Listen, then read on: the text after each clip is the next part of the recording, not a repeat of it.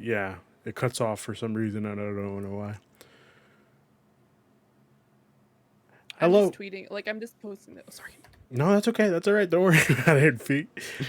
Hello, everyone, and welcome to the Cross Media Show.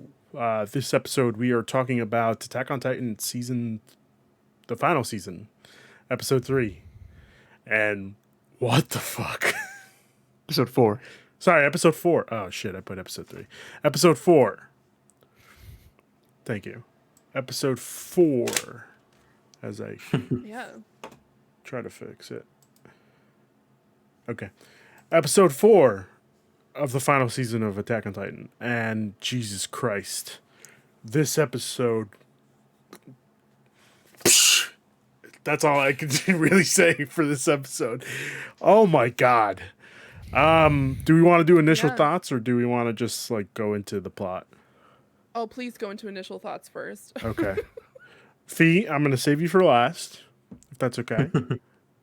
Because you're okay. All right, Alright. cool. Christian. What are your We're starting with me. Yeah, Oh, we're starting okay. with you. Sorry. Shoot. All right.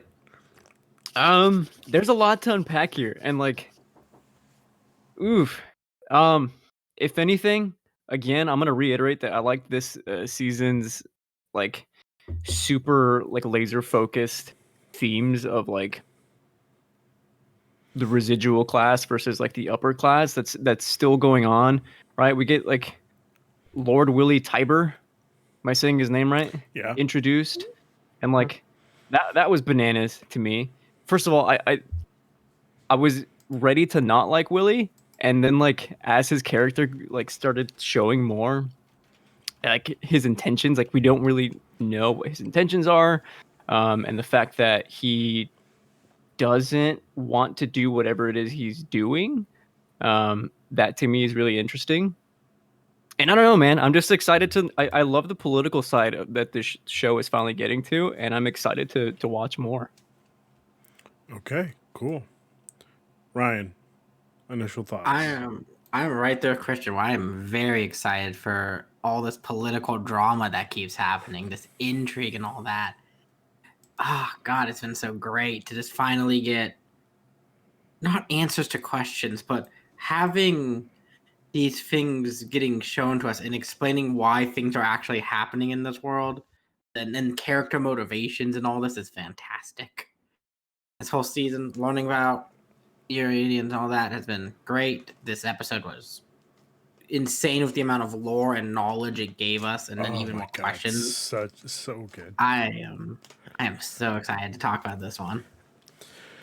For me, this episode had we were just recently talking about Wonder Woman 1984, and I feel like somehow a 30-minute episode had more exposition than that movie did, which is a 3-hour long episode. I mean, a 3-hour long movie, which is just insane to me. But yeah, this episode blew my mind. I wasn't expecting this. I didn't think it was gonna happen, and boom, they pulled it off, and it worked really, really well. Fee. Oh man. Ruben knows how I feel about this episode. As I sent him a message last night and I said, "Hey Ruben, do you want me to send you my notes for this episode?" And he's like, "Yes." And I probably like just like I sent him 5 pages. Now this wasn't just like 5 small pages.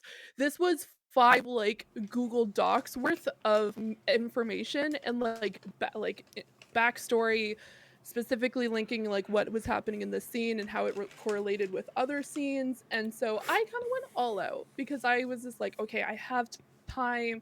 I scheduled some time between like for me, the episodes come out at about 6 o'clock Atlantic time because I live in Canada, Eastern Canada. I spent Canada. probably like Canada. Woo! Probably stopping and starting the episode and finished it at about 7:50 because I kept on stopping it, starting it, stopping it, starting it because there's so much dialogue that happened and so much information that like as someone who read the manga, just like watching it unfold again, you're just like, wow, okay, so this is related to this, and then this correlated with that.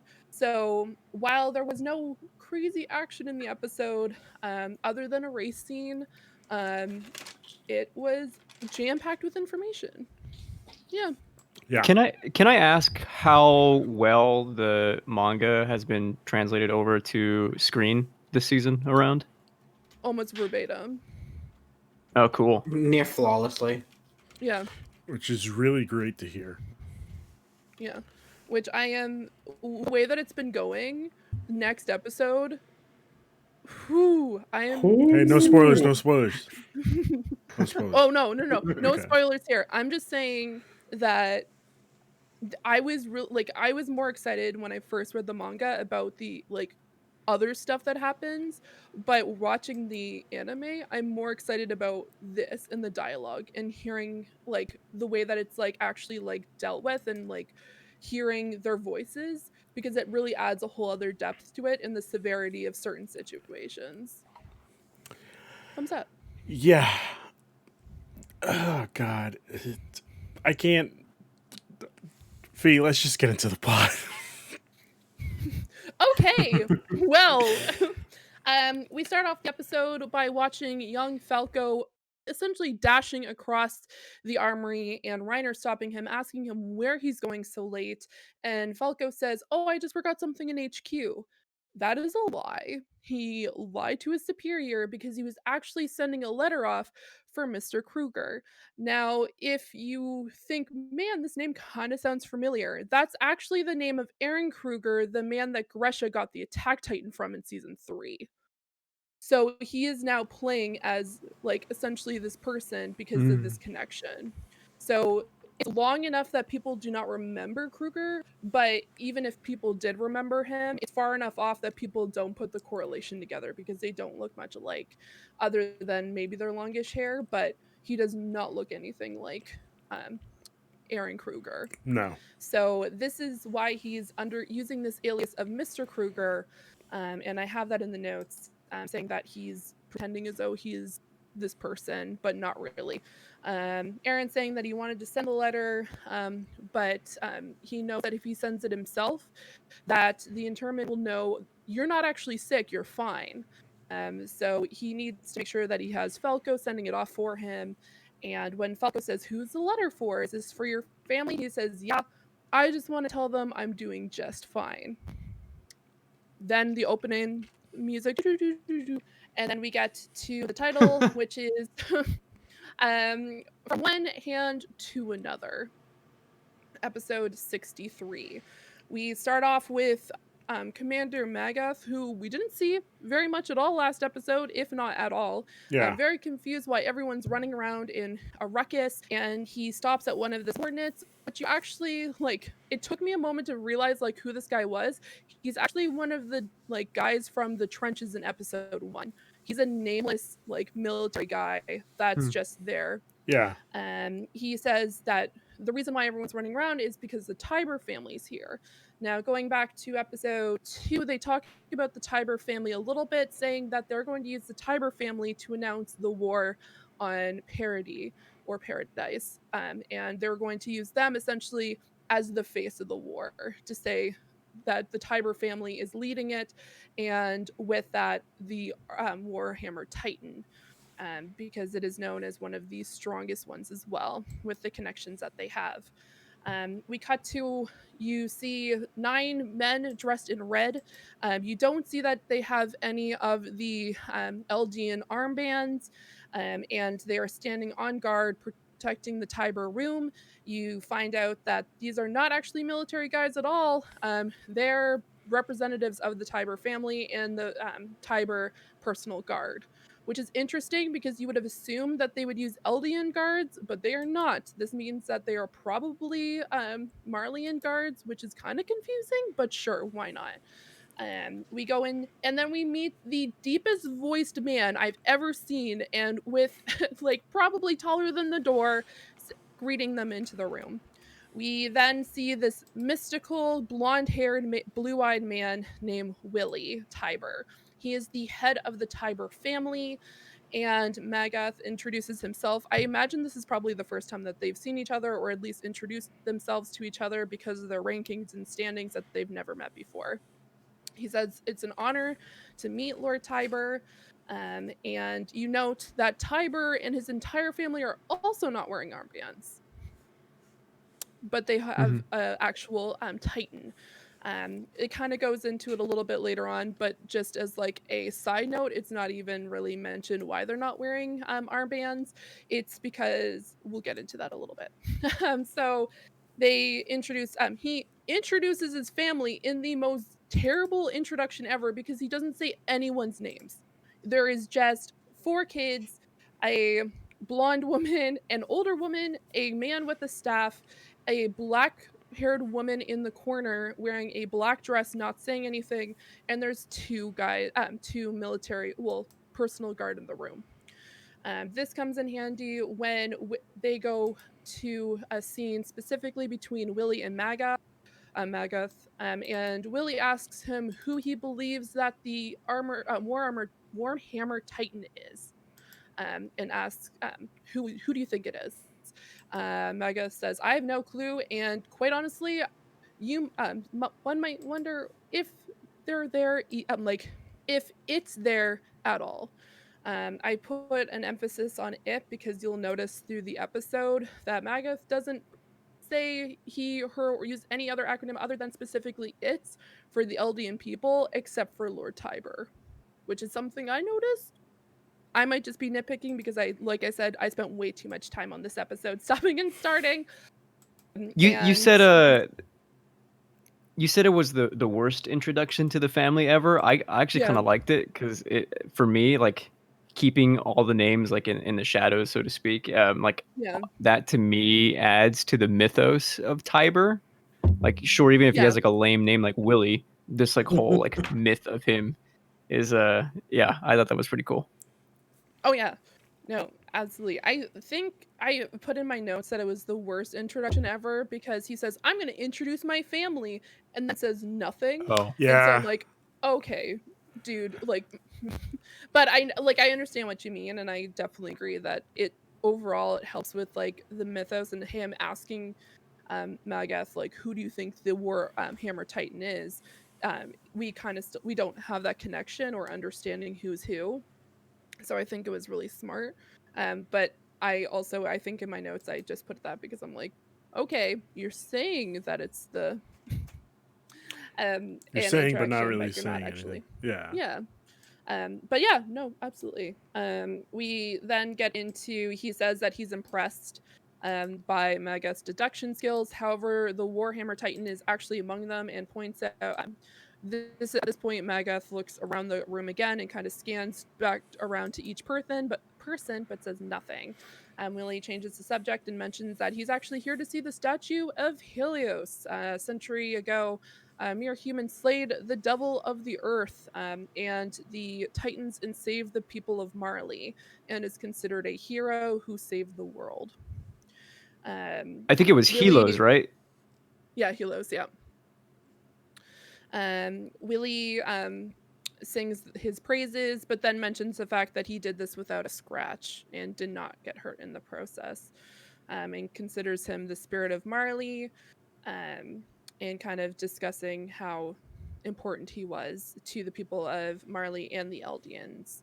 When Willie mentions that he has heard that Magath is working on reinstating Marleyan conscription, he asks Magath about it, and Magath says essentially that the people of Marley don't really understand the severity of war, that they only read it in the newspapers, and they're content with the expansion, and quite honestly, they don't care if it's the Titans, the Eldian people, or the people that they conquered. As long as there's blood, they don't really care. As long as they're getting stuff done, they do not care about what's happening. So he believes that it's important to get the people of Marley out there so they understand the severity, and hopes that they would understand, and maybe at the end of the day, it would actually stop the war from happening.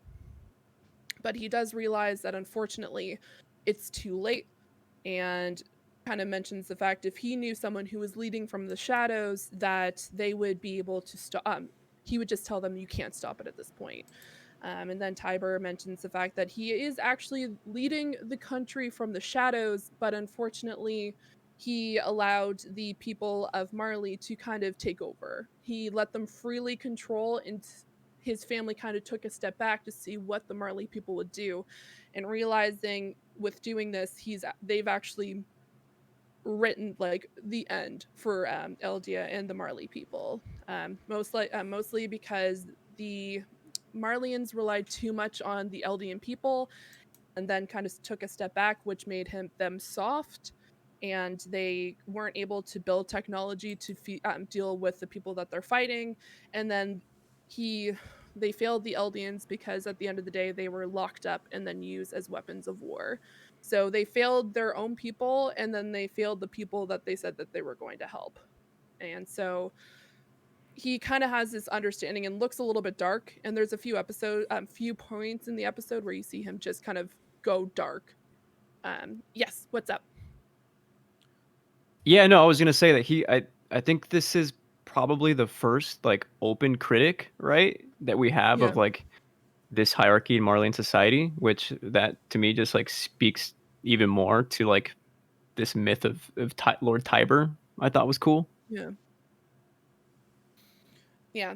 And honestly, I'm kind of shocked. Like, in the way when this scene was kind of happening, I was kind of shocked that Magath kind of talked in this way, because at the same time he respects Tiber so much that he at the end of the day he's still able to kind of talk openly. Maybe he still doesn't respect the fact that he is Eldian, and so he thinks that he can speak more open-mindedly, because I wouldn't picture someone being like, hey, I know I'm a commander in the army, but I'm going to speak up and talk to the person who's leading my country very candidly and talk about how not great they're doing. And that would it's obviously political ways. I think it was smart for him to do it, and I think it was a really good narrative to kind of draw Tiber out to say that he is the leader, but at Yeah. the same time it's kind of a weird situation, in kind of that power play still going back and forth with each other. At least that's what I kind of took from it in this conversation, because I know for a fact if I was in a certain position, I wouldn't be talking to like the president of my company super candidly that way, and Absolutely being not. like, it's too late, you messed, like, Yeah. obviously, like, I'm trying to push this push this idea, but at the end of the day the person who's leading is the one at fault. Yeah, that's at least what I took from the scene. And then it kind of talks about the fact that he intends to reveal the truth of the world at the upcoming festival. Marley is in need of a hero once more and asks Magath if he would join him and outreaches his hand. And that's the end of that scene. Then we get some comedy with Polko walking up the stairs Yeah. to get shocked by Peck on all fours. Some people are calling this as essentially fan service because people were really pissed off in episode 2, because technically that was one thing that kind of strayed from the manga, is technically she is in that pose in episode 2, where she is on all fours. They kind of showed a little bit in that episode, but not to the extent of the severity that she's in, where she doesn't usually walk on 2 feet. She constantly is walking on all fours because she is so accustomed to being the On part all titan, fours. Yeah. being it. Yeah. So she's just like, I'm not comfortable with this. And you'll notice when she is walking on 2 feet, she has crutches all the time because she is so accustomed to this like 4 foot. There is a term for it. I cannot remember it to save my Quadrupedal. life. But yeah. Quadruped. There we Oh, what's go. up? Whoa, yeah, quadruped. So she's very much accustomed to that, and she says like, "Is there a problem? Like, I don't see like this is just natural for me." Yeah. And he's just like, "Da fuck! Like, what are you doing?" Like he's in shock and kind of feels uncomfortable with the scene. You're creeping me out. Okay. Yeah, Um, I made sure to write down the word that she like explicitly said it was more natural for her. Because I mean, after all, Yeah. like the one question I have is like the question of humanity and like what we value. So that I had to write down and go back to later. Yeah, I I can never remember that word. I've tried to remember it. Should I have written it down? Yes. Did I? No. I was That's just like, okay. oh, No okay, biggie. I'll remember it in the episode. And then, It's all We good. got you. That's why we're here. yeah. Then we cut to Reiner having a conversation with another Marleyan general or commander and discussing the game plan, or at least the battle plan on how to take Paradise, mentioning the fact that they're weaker from the north and they have less guards. And so he says, okay, so we should be attacking from the north. And then Reiner says, no, the large ships can't dock anywhere except for the south. And so the commander, after multiple questioning, he's just like, you know what? It was dumb for me to let an Eldian talk, and kind of brushes Reiner aside. And you see the rest of the Eldian warriors kind of just like make a face. And then this cuts to Polko being very sarcastic, saying like, "Oh, I'm excited to see what the brass does. Like, oh, they're so smart. Oh, swell. This is going great." Um, and then Peck kind of chiming in like an enthusiastic whole thing. In oh my goodness, like entrusting the whole thing with four kids. Like they did this before, it didn't work out, and we probably should let them do a little bit more in this case because they entrusted us the first time, Yeah. and look where we are. We don't have the founding titan. We lost the colossal titan, and we also don't have the attack titan either. And we lost the female titan. So they lost 2 titans, and it's not going very well for them. So I think that's kind of like something that's constantly happening, is Reiner is also holding that on his shoulders, that it was seen as a failure, even though he did so much while he was in Paradise and knows so much about like their military, their government, how things are run. He still feels like he's failed because everyone's calling him a failure, and he's not treated as a leader. So you see, well, continue. Yeah, I just love that. I think that line is both backwards looking and forwards looking, because I think like as she says that, it also like cuts down to the kids like racing below. Mhm. Is Yeah. that right? If I'm remembering right? Yes. So it's like it's Yeah. both criticizing like Reiner's past, right, when he was on Paradise, Mhm. but also like criticizing like the way this system is still set up, like almost the exact same way. Yeah. But also, And I feel like, continue. sorry to cut you off, E. I just Oh. feel like that is the stupidest line of thinking. Reiner is the only person in that room that knows literally anything about this island, and you're just gonna not listen to him because he's. I don't know. He's Eldian, man. I just He's felt that Eldian. was really stupid of them to just like. Like Not the pay whole attention to him. the whole invasion should be planned by him and Zeke. Yeah, absolutely. But I guess I don't know anything. I mean, Ah. to them, the Eldians don't know anything, unfortunately. But I mean, Yeah, that's what you so- sent them in there for. You know what I'm saying? Like, I don't He know. did reconnaissance for 5 years. Yeah, Oh yeah, but obviously, if they sent Marlians in, this is true. everything would be great, because the Marlians have some sort of weird idea of how things work, unfortunately. Uh, yeah. Also, I don't think any of the Marlians have passed the wall, like the beach, like Yeah. the wall at the beach where they changed all the Eldians to Titans to send on to Paradise. I think that's the farthest that Marlians have gone. Yep. In well over 100 years. So they have no idea what's happening, and they have to take the guidance from a bunch of people that they assume are failures and are devils. Which Mhm. is, yeah. Polka, I feel like Polka's like a really good, like, this is how we're all thinking, kind of like being sarcastic, like, oh yeah, like these guys like totally know what they're talking about. Like, as I wouldn't say we're as sarcastic, but I feel like he's kind of like the consensus of everybody being like, I'm okay, I don't have a filter. And it was pointed out in last episode that Polko does not have a filter whatsoever, Not at all. because he was called out multiple times when he was a kid that, do you want me to turn you in? Like, do you want to get in trouble? Because you're saying things that are against Marley. And so now he's saying the exact same thing. And I feel like he feels more comfortable because he has the armband, the red armband. So he's just like, I can say this. I won't say it in front of any of them. I won't do anything in front of them, but I'll say it. He's very much like all talk, no action, Yeah. at least from just the way that I feel like he's been acting throughout this entire season, because this is all we've seen of him.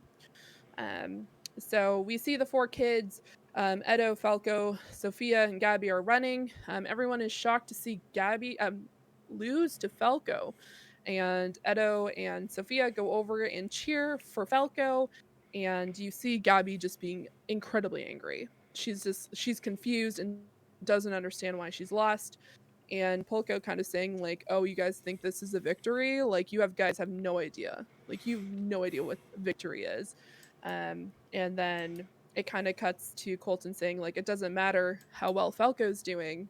Gabby's going to be the one who gets the Armored Titan. It doesn't matter how many races he wins. It's always going to be Gabby."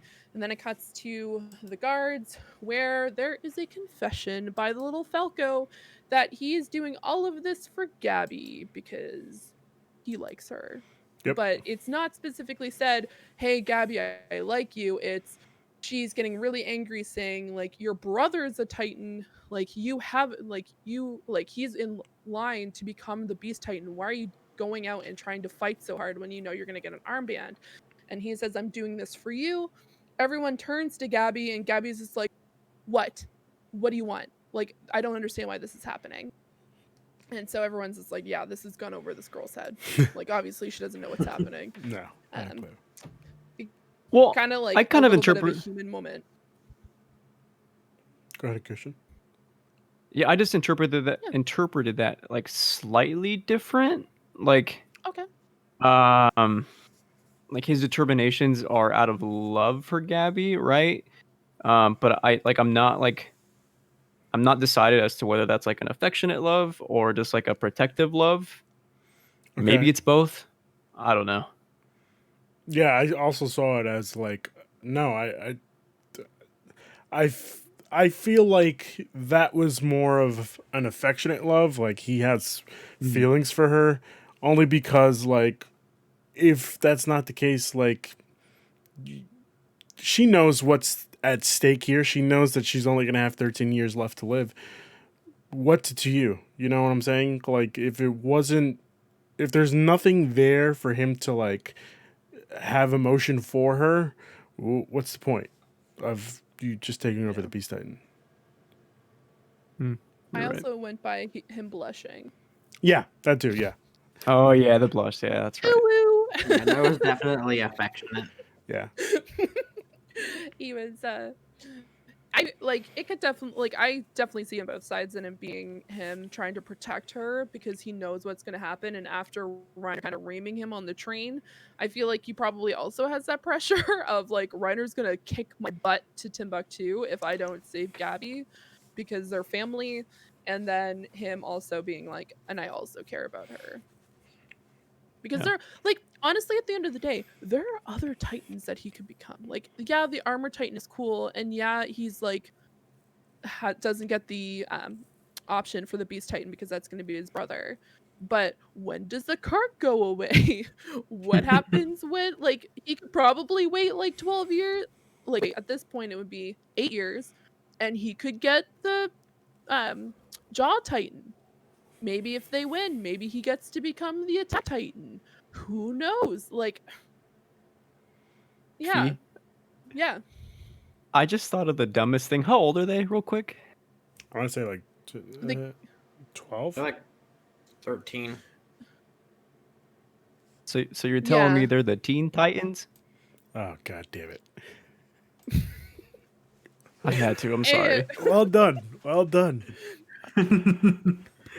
Bravo, good sir. Yeah. I like it. I like it. I mean, it's true. Yeah. Yeah. Attack on Teen Titans. That's what we're calling the show now. Attack on Teen Titan. Back Yeah, on Teen Titans. See, The Teen Titans lived review on an of island. This is also true. Oh my god, is this just turning into Teen Titans?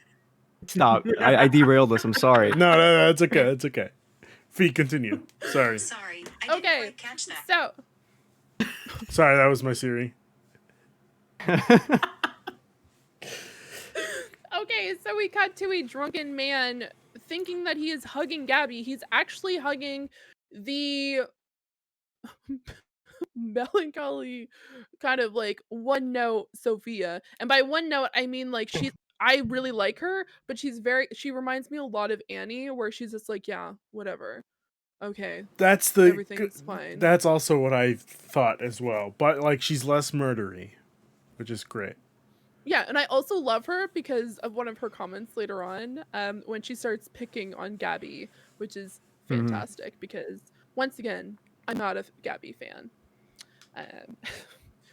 Um, they go over and see that a stage is being built, and Edo kind of questions, like, are they actually going to declare war in the middle of the zone? Because this is the Eldian zone, right out in like on the outskirts of Marley, and kind of wondering like why are they actually doing this here? And they kind of talk about like what this reminds them of. Oh, it looks like a theater, and Gabby kind of chimes in that all the biggest VIPs are going to be at this festival. And Gabby hopes that it will bring the world on their side. And Edo kind of just blows up a bag, pops it in his hand, and uses it as a metaphor. Is like, oh yes, because this will just make Marley's issues all go away. Like, no, this is not how this is gonna work, Gabby. You are living in a wonderland filled with like gumdrops and sugar plum fairies. That's not how this is gonna work. Um, and kind of Gabby goes on about like how she believes that this is going to work. Everything's gonna be fine. That they're going to announce that everything, like they're going to go and attack Paradise, and that everyone will be on their side. But then Edo points out the fact that there are people that they just fought, like not just fought like years ago, but just fought like a week or two ago. Yep. Because they a lot of people from the Mid East are coming, and not only that, he's actually from an internment camp, an internment zone abroad, and mentions the fact that the hate for the Eldians is a lot less in Marley than it is everywhere else, to a point where he thinks that the way that the Marleyans treat the Eldians in this city is nothing in comparison to what's outside Such of high Marley. regard. Yeah. And when everyone asks, like, okay, so everyone else needs to change and become better, like, what are you going to do, Gabby? And Gabby talks about how amazing she is. And then Sophia kind of just like scoffs and says, I think I see a devil. And Gabby puts both Edo and Sophia in a headlock and says that if you continue to cheer for Falco and constantly talking against what we're fighting for, I will make you cry. And then this cuts to Magath and Willie talking, kind of in the construction site. Magath getting congratulations from Willie because he's now a general. Congratulations! Good job, Willie. You have chosen a swell dude for your whatever you're deciding to do, because we do not know what you're doing yet. Of course not. He shows his loyalty by saying, because Magath says like the military is now his, and Magath says no, because the military serves the nation, and the nation is run by the Tiber family, which is you. And then you kind of see almost like Reiner kind of going between different personalities. You see Willie being super happy to the other side of Willie, which is a melodramatic man who understands that everything is not going the way that he thinks it should, and kind of seeing the negative and the depressing part of his plans, which is probably what's going to happen. And mentioning the fact that he realizes that he's the one just holding the steering wheel, and realizes that his predecessors didn't decide to take the wheel for a reason because of how much of a burden and how heavy it is and the decisions that he makes. And mentions the fact that that he wishes I could let go at this very moment, but at this time I must not. It just ended up being me. I'm simply the man this responsibility fell on. So he realizes that he is steering a sinking ship, and that there's no way for him to get off. Like, he's on this like boat, it is sinking, and he realizes that I wish I could get off this, but I can't. So I need to continue moving forward.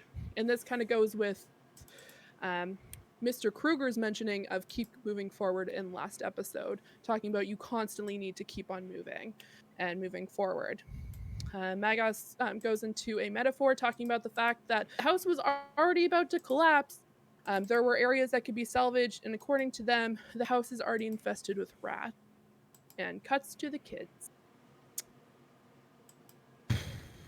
Yeah, there's a lot of metaphors in this episode and a lot Mhm. of quotes because there's a lot of things that are happening that have double meaning and certain things that are happening, and I think there's a lot of shit.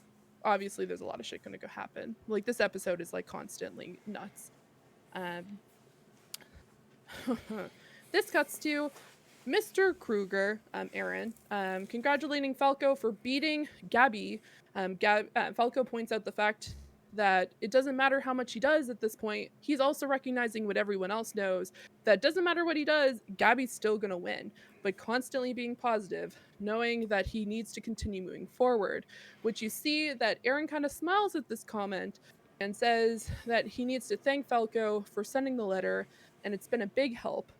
And Falco notices a baseball mitt, asking if it was from his family. Aaron kind of said, "Yeah, it was from my family," but doesn't really make too much other comments about it, and comments about the fact that he needs to keep on moving forward, just like Falco does. After the festival is over, he's actually going to go back to his hometown, Paradise, maybe? Question mark.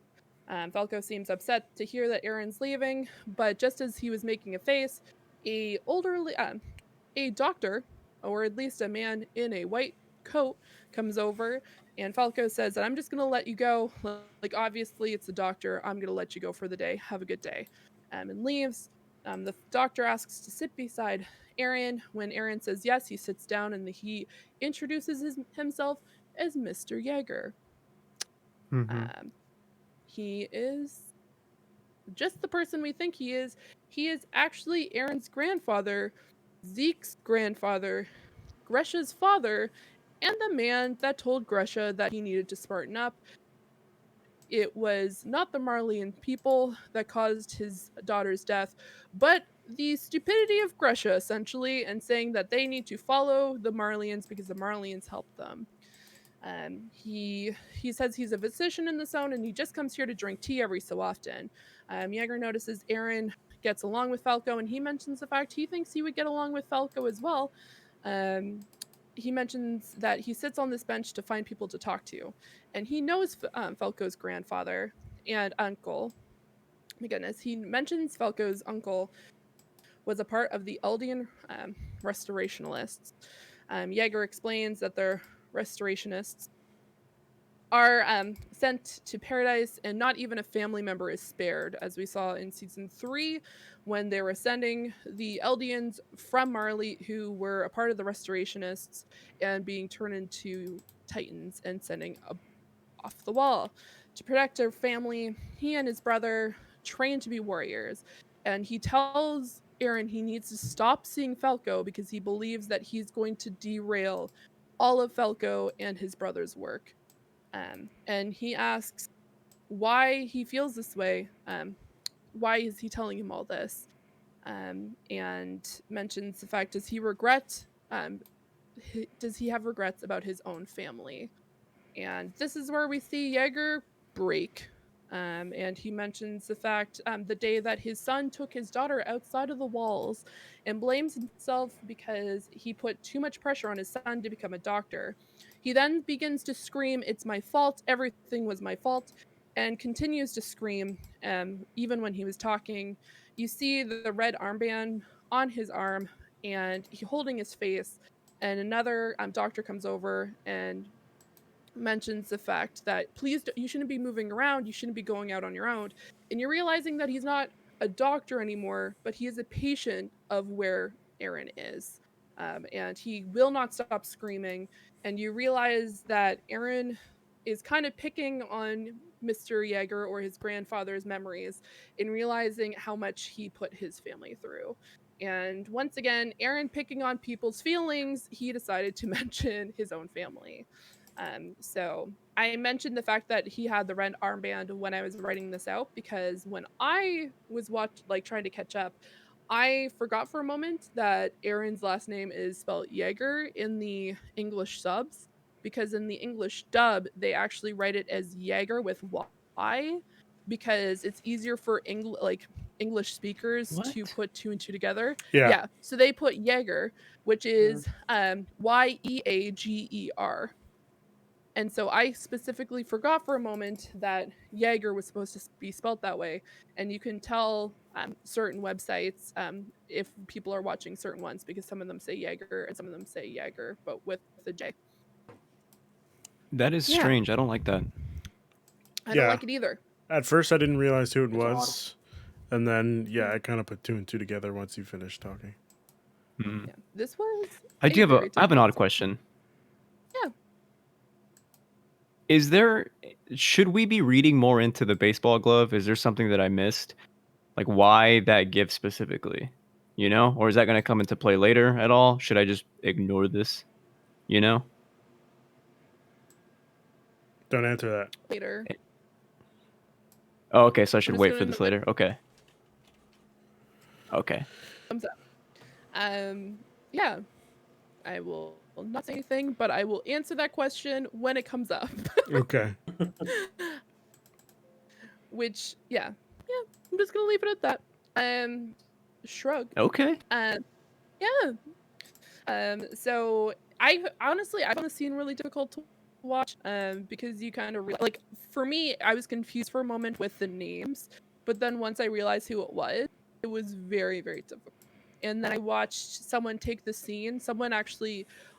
People on YouTube, guys, like they move so fast with this content. It's absolutely absurd. Someone actually cut this entire scene, but when he was talking about his family, actually put the scenes of season 3 over top of what he was saying. Yeah. And so you could see him like Hmm. like his daughter, but then also see his daughter get ripped apart. And then you see him talking to Gresha and kind of talking over that, and you kind of have the sad music over top of it. Who edits this stuff so fast? I don't understand. Can you just send me a but link to that? I will. Okay. I will I'll send it to you. Okay. It was a tough watch. Yeah. Yeah. So, I have a note here. The Tiber family joined hands with the Marleyan hero Helios to overcome the Eldian Empire and bring an end to the Great Titan War. They have long possessed the Warhammer Titan. This is the mid cutscene. We are literally just at the mid cutscene, guys. Yeah. It kind of gets. We'll get right back into it. They talk about. Actually, they don't even talk at this point because they end up at a beautiful ball. This is the ball before the festival. The warriors are waiters at this particular event, and they Yeah. kind of have a competition to see who who could be the best and get as much stuff out and do the best that they can do. Some of the guests notice that filthy blood has touched the plates, and another man says that explains why the food stinks. Which is a little bit of a difficult pill to swallow there. And then we get to Edo, who gets thrown off by this. He hears these particular words and gets shocked and accidentally spills wine on a woman's kimono. Did anyone else gasp at that moment? Oh yeah. I was like, Yeah. oh shit. I was like- Oh shit. Oh shit. I was like, oh no. This is not gonna end Yeah. well for him. Yeah. Shockingly, and he frozen, like not sure what to do. He's constantly apologizing. She pulls him close as other people, diplomats and ambassadors, start circling them, and she talks about like the fact like, oh, this happens all the time. I accidentally spilled wine on my kimono. Like it's not a big deal at all. This little boy came over and tried to help me. That's all he was doing, and just being really kind and understanding. And when she was walking by, Edo whispered under his breath, "Why did you do this?" And she said, "Who knows what they would have done to you." Yep. And while the woman is walking away, the other warriors come up, warriors in training, my apologies, saying like, "What happened?" And he's just like, "She saved my life." And Gabby recognizes that she's actually an Easterner from Hizuru, which is out east. She says specifically that they're an Oriental people from the east, and it kind of hints at the fact that it might be down the line who knows what happens. But she seems to be a little bit understanding of the Eldians, which is not anything the Marleyans would have done, because as we saw, like not 2 seconds later, the Marleyans probably would have said that filthy bloods have spilt wine on me, and then chaos could have ensued. But Would yeah, have been I bad. gasped at the scene. Yeah, Yeah. I paused it and I'm like, I don't even know what to do. Like, I don't want to see him get hurt, because Edo, quite honestly, out of the 4, is probably one of my favorites. So I was just kind of like, oh no, like I don't hurt baby Edo. But he was fine. Shrug. Then Which we also, see. sorry V, to cut you off, Continue. but it No. also shows you like not everyone on the outside of Marley is like out to kill all these Eldians. There's still some Yeah. good people in the world, which is good. Thankfully. Yeah. Thankfully. Then the man of the hour walks in with a woman on his arm, greeted by the as the kin of our saviors, and jokes around with some of the ambassadors, talking about the old times and how great it was when they were kids, and kind of greeting other people, other representatives. And then a man, probably the representative of Marley, comes up and starts making some pretty terrible jokes that enrages everybody at the party, saying that, however, yesterday's enemies are today's friends. Let's wash the past down the toilet with our drinks. No one is happy about I like that this. I like that he even messed up the joke too. It was really bad. Willie notices this and is just like, okay, like you're drunk, get the heck off the stage, and does an eloquent speech after sending his person away, saying that specifically tomorrow I invite all of you to the Libero internment zone. It is the home of the people whose blood runs through me, the ones called devils for slaughtering a great number of people, the Eldians, the once repressed more greatly than any. Marley has used the devils to oppress the nations and repeat the tragedy.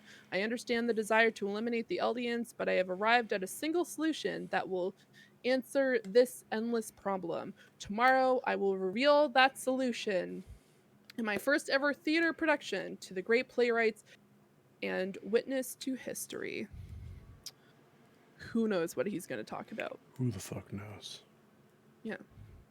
It better be next episode. Yeah, I have a feeling it is.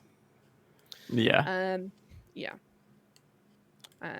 Gabby cuts to Gabby waking up, hearing drums outside and amusement happening, where people are cheering, eating food, music, more delicious food. She is confused what's happening. Like yesterday it was silent on the streets. We maybe saw 1 or 2 vendors. Now everybody's like uppity. Everyone's super excited.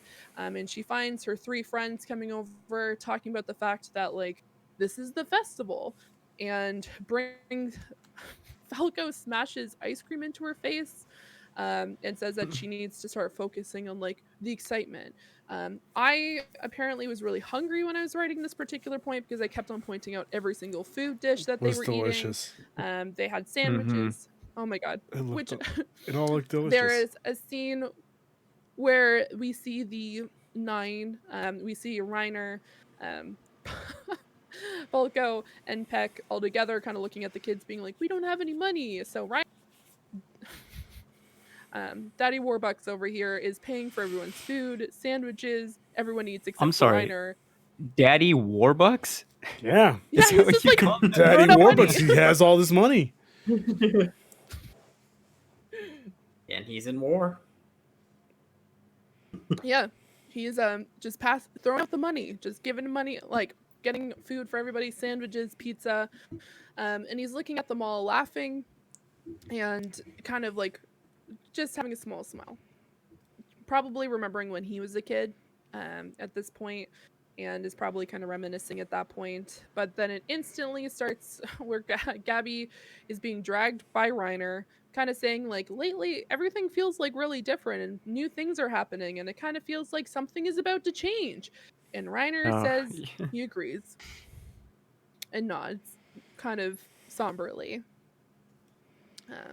Yeah, and I put a note that this is how the music should have transitioned at the end of last episode, Yes. where they kind of have Yeah. the end song kind of like playing a little bit, and they have this really happy scene, and I think they should have done that for this episode, but I digress.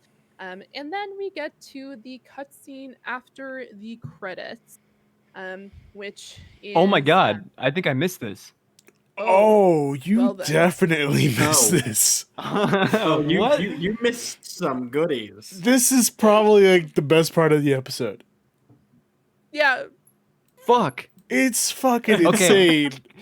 I'm sorry. Just keep Okay. talking. No, no. okay, here's the. Well, I mean, like, I'm more than happy for you to just sit there and watch it, and then I I can gotta talk text about my it. friend. It'd be like, yo, did you know there's something after the credits? Yeah. Oh my It's god, like- Christian.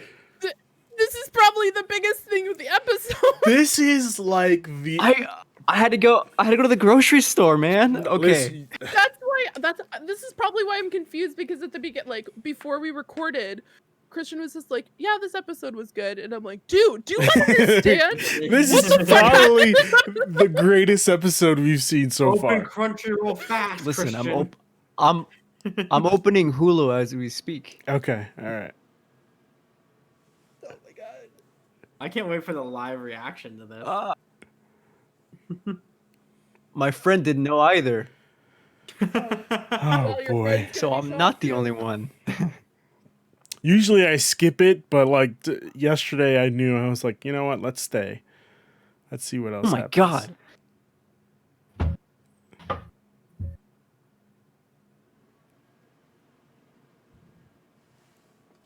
This Is is it great. playing? Yeah, I couldn't even. I wasn't gonna let him listen to my explanation. Yeah, no, yeah. You did good. We saved him. Yeah. Here we go. So is this that night? It's the same night. Maybe. Same night. Okay.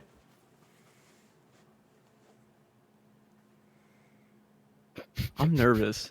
Oh, you I'm should be. I'm nervous. You should be. Oh man. You guys can't hear, right? No. Nah.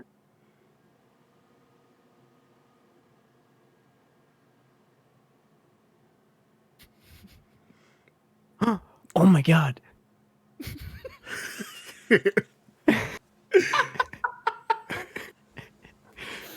Fuck.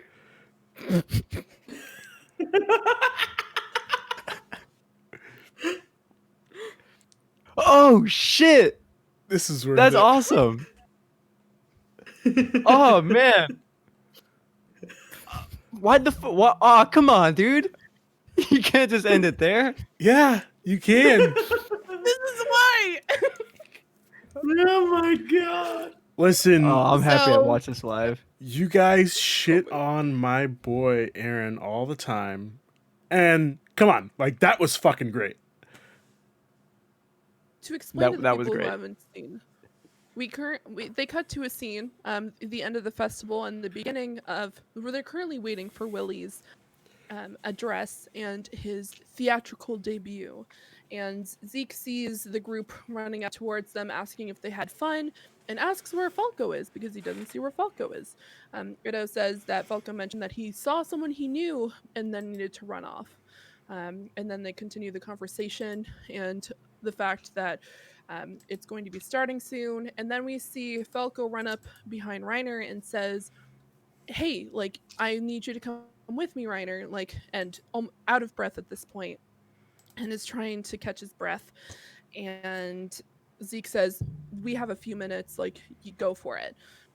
We see Falco dragging. He looks Reiner so essentially behind innocent. him and says, like, Mhm. "Oh, everything's gonna be great. It's fine. Like, I have someone that I have something to show you," and then proceeds to go down to a basement. And Reiner kind of looks at the basement in kind of some sort of shocking confusion, follows him, and then you see a scene of behind, like they open the door and see Reiner's expression as he sees an old friend with now long hair with a bandage and missing a leg, and he says, "Hey, it's been 4 years, Reiner." And Reiner says one word and says Aaron. And then that's the end of the scene. Yeah. Oh my that's what god, what a Christian fucking just show. experienced. And now, like, did that just change the episode for you, Christian? Like, Yeah, totally. It changes the episode entirely. Yeah. This is like that time I read The Handmaid's Tale and thought the epilogue was not part of the book, and turns out it was part of the book, and it completely changed The Handmaid's Tale. Okay. Boy, you need to watch the endings. oh my god. So yeah, that was a huge reveal. And I'm just like, this is my only spoiler. It gets so much better. Oh, Like, I can hands down say, as someone who watched Game of Thrones, that this is gonna get, like, if they're continuing the way that they are with the manga, you guys, this Sunday, I cannot wait. are we sure we're Yeah. getting an Oh, this episode Sunday's gonna Sunday? be Wild. What? Oh, we are are. Are we sure? Yeah. Yep. Because it's New Year's. Yeah, we are. I don't want to expect something and not have one. Okay. No, we're gonna. I'm scared. I'm scared. I'm excited. I just want it to be Sunday already. Man, oh man. I'm watching it again. As you guys are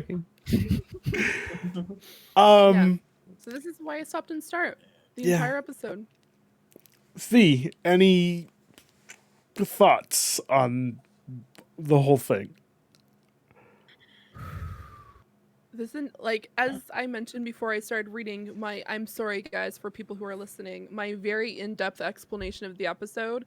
The reason why I didn't skip much is because everything in this episode from start to finish is important. Yeah. Like, there's nothing that you can say like, oh, this was the only thing I kind of brushed off was the guard conversation, because the only important parts were the interaction between Gabby and Falco, but everything else from start to finish is so important. Yeah. And I was just excited the entire time I watched it, and I had to rewatch it afterwards because I'm like, oh my god, I'm like, this is everything I wanted after reading the manga. And I'm like, so often you'll hear like, oh, they're gonna stray off the no, to a T. To a fucking T. Yeah. I just, God, I can't wait. You know? Oh my god, Dude, on the inside, I'm giggling. Just know that. I'm giggling as well, but like, I'm just excited and, like you said, nervous as well, just to see what the conversation is gonna be about. Whether he tells, like I've said before, that Reiner, okay, Reiner, it's time for you to get back into the real Reiner, well, our Reiner, and have whatever the hell they have going on, whether it's a coup d'etat, I don't know, whether, I don't know.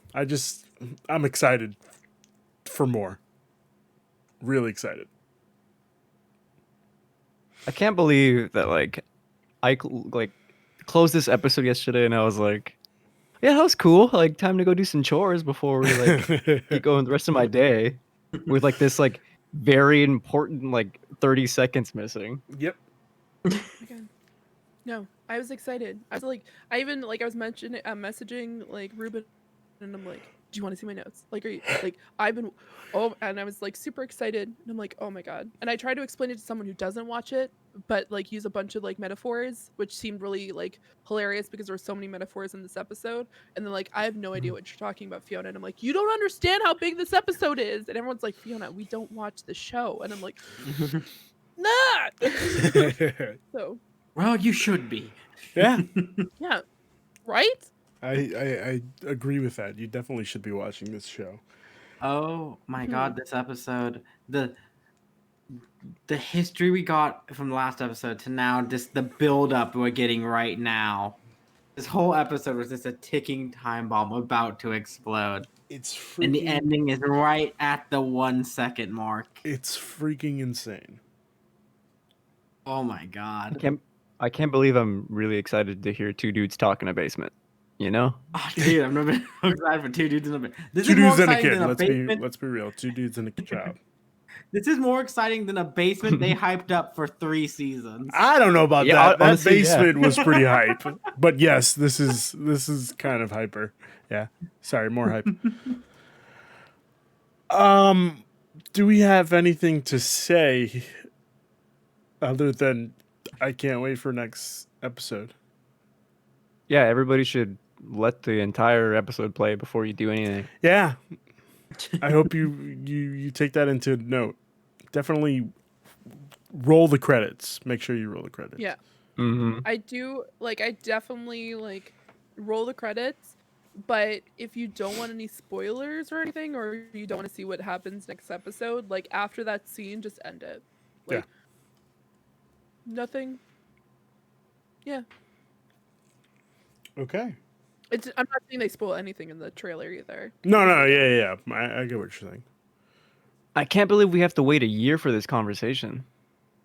What? You know, like we had to until next year. You fucker. You got me again, Christian. I'm not a dad, but I wish I was, so I would have an excuse to make jokes like that. Yeah, they're very good. Unlike most dad jokes. Okay, Fee. All right, that's cool. Do we have anything else that we got to say before we close the show? Ryan? Let me just God, am I excited for next week? Yeah, I see him here. Next Sunday is going to be a blast. Yeah. Christian, anything left? Yeah, poor Falco's like stupid, innocent smile, like leading Reiner down to this basement. This Yep. was worth it for me. Mm-hmm. Can't wait. Yeah. Fee, You dumb boy. anything? I just want to say that this entire season, until this point, has not been a letdown. And if they continue the way that they are, like I say every single week, as they have been, holy hell, does everyone like guys, just watch the anime. Like, just watch from season 1. And then, like, for someone who watches it, like, brand new, you're gonna have so many, like, more opportunities, because a lot of the people watching this right now, especially the fans, haven't watched this for, like, maybe a year or two. But if you have fresh eyes on this series, like, you will not be disappointed. And quite honestly, like, who the hell knows what Game of Thrones? This show is insane. Like, it's fantastic, and I can't say anything but positive things about it. Honestly, this might be one of my highlights for 2020. Like, Yeah. Really? yeah. This episode alone, those last 30 seconds might just be one of the best highlights of 2020. They used every second of that episode. Yeah. Like, I didn't think that could be possible, where there's so much so much could happen in like 24 minutes, but they exceeded that expectation. They fucking nailed like it was so much. Yeah. By the So way, much. this episode like flew by. Like it was over like before I even knew it. Well, I mean, you didn't stay till the yeah. end. All right, Ruben. You know what? Oh boy. I'm sorry, I had to. Forgive me. Let's do some plugs. Fee, where can people find you? Zeranix on everything. Twitch, Twitter, Instagram, Stadia. It's Z or ZURANIIX. I'm going to be posting some stuff on Twitter about my Twitch schedule and all that other fun jazz this week. So definitely keep your eyes out there. Yeah, that's about it. You were recently on a podcast that wasn't this one. You want to talk about that? I was. Oh, yeah. I was recently on that podcast. Speaking of Stadia, where I talked about Stadia for an hour and a half with 2 great people in the community, and Aaron and Jacob, who you definitely should check out as well, and talked about how Stadia is actually making some headway in the gaming space, especially with how it's been running certain games that are currently getting hate on every other platform. Thumbs up. I will not mention that game's name, but yeah, it's been going. Yes, Oh, there it Stadia! is. I can Okay. see it now. Oh yeah. Yeah. Every Stay- time. Why every time I'm on here? Because out, Ruben. I have a- Stadia is the future. That's why. It's the future, and quite honestly, yeah, all my thoughts are there. The front thumbnail for that is me going like this because I could not stop talking with my hands because I was too excited about it, and so yeah, they caught a glimpse of it, and now it is now on the internet. This, rest in peace. Yeah. Okay. Christian, what were you about to say? No, that doesn't count. No, Christian. nothing. I just went to go get my Google hat to That doesn't- support That doesn't Stadia. count. That doesn't count. It's okay. Counts. No. Yeah, it does count. It counts. It counts. Christian, what are you plugging? Plugging my Twitter today, as always, at Chris Sizzle. Stick around, or stay tuned, I should say, to my Twitter because next week my movie podcast officially launches. Yeah. We've got some pretty cool guests on that, including the one and only Ryan here, Hey. talking about anime cinema. I'm a future guest as well. Nice. I hope. Yes, sir. You are. Okay. What about me? What else? Oh yeah, I'll shoot you a DM. Okay. Absolutely. Cool. Ryan, what are we plugging, buddy? I'll be plugging my Twitter, which I think is right above me. Yeah. And that is Ryan the Lion 3055 for whatever podcast and anything I'm up to this week or any other time. Okay. Next couple days are going to be a little weird. We are doing. Really shouldn't say next couple days. Next couple weeks, we are going to be doing our Cyberpunk discussion and what a mess that game has been. Yeah. Except for Stadia. Except for Stadia, which I'm thinking of just buying it on Stadia again, but we'll see. We are also, we just uploaded. Well, I'm going to upload the Wonder Woman 1984 discussion review, whatever it's called, on YouTube later tonight. That'll be up probably tomorrow, and also this will be up on VOD tomorrow. You could go give me a subscribe on YouTube at the Penultimate Conquest on YouTube. That'd be great. Yeah, that's pretty much it.